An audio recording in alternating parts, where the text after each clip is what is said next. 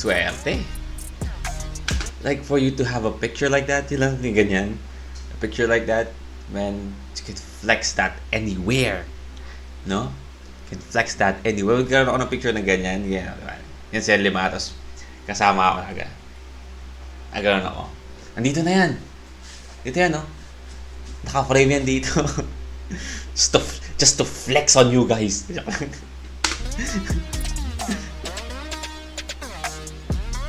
Ngayon pa lang natin malaman sino talaga ang tunay na panalo. Yes.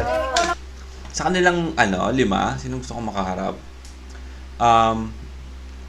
I mean, lahat sila actually, no? Ang greedy, lahat sila. Pero kung tatanungin mo ako ng gusto kong makaharap, and siguro hindi lang sasabihin yung makausap, yung mapalitan ng thoughts and ideas. I mean, 100% Pablo ako.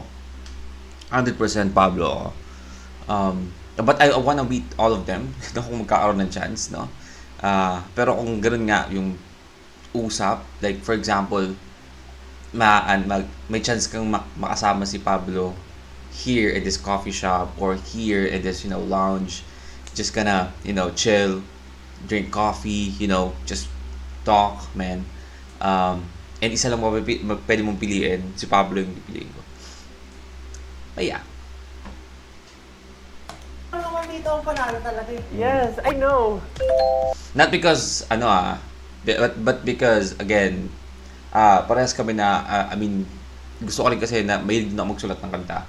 And mahilig na ako mag-rap, no? So, hindi lang ako magaling kumanta. So, yun lang hindi namin doon. Pero, yun yung pinaka-connection namin dalawa. And, kung maalala nyo sa mga reaction natin sa mga docus ni Casual Chalk, I mean, almost same kami ng influence ng artist. Okay. Oh! Team Ice. I mean, I'm actually shocked na merong 30.5 yung Team Cream na hindi nga sandwich ice cream yung ginawa nila. Kami 30.5! Talaga ba? Alam mo kung saan ka bumagsak kasi wala kami tinapay. Oo. Naka-chef kiss dapat. Ay, malakot naman in case. I mean, I wanna meet Ken as well, no? I wanna meet Ken as well. But I mean,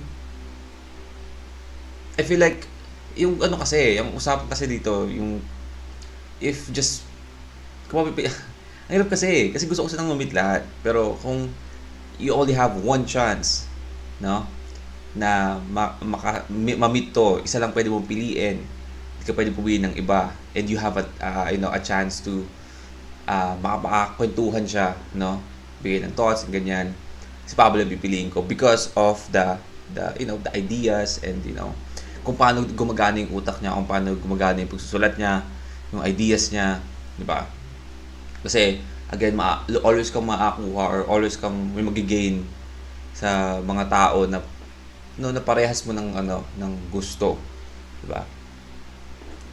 Ayun. So, win-win, di ba? Parang nakita mo na one of the member of SB19, pinuno or leader of SB19, at the same time may ka sa kanya, na-learn ka, no, na skills.